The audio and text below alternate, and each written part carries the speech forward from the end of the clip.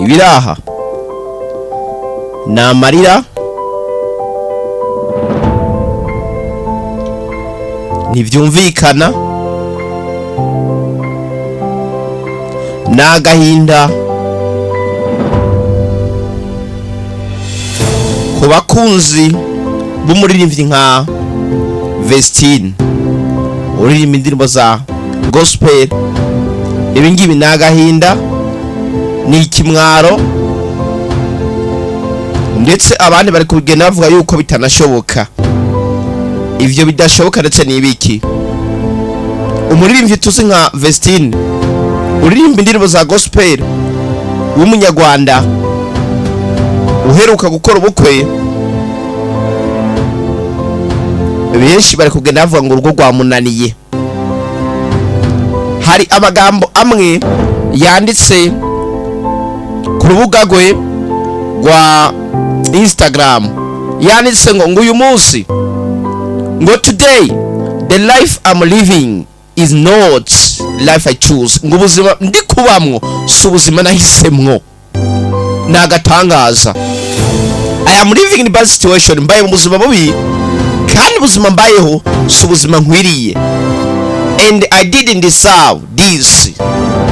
I know I made a bad decision in my life. Nziko nakoze ibintu bibi, nakoze amahitamwo mabi mu buzima bwanje.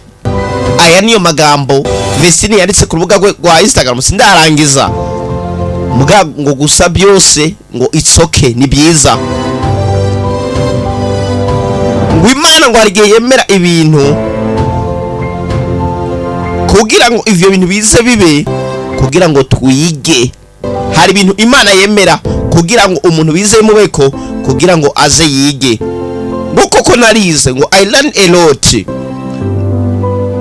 Ngo koko kuri amahitamo nakoze, nta mugabo wundi uzaza ngo yongere yangize ubuzima bwanje.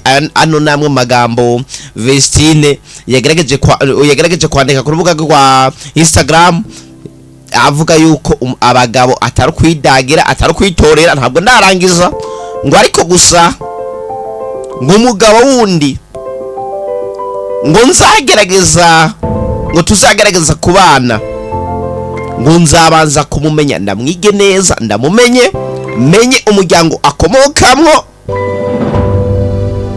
menye buri kimwe cyose ndetse kuri we, icari mbe akora iki, akunda ibiki, agize nte.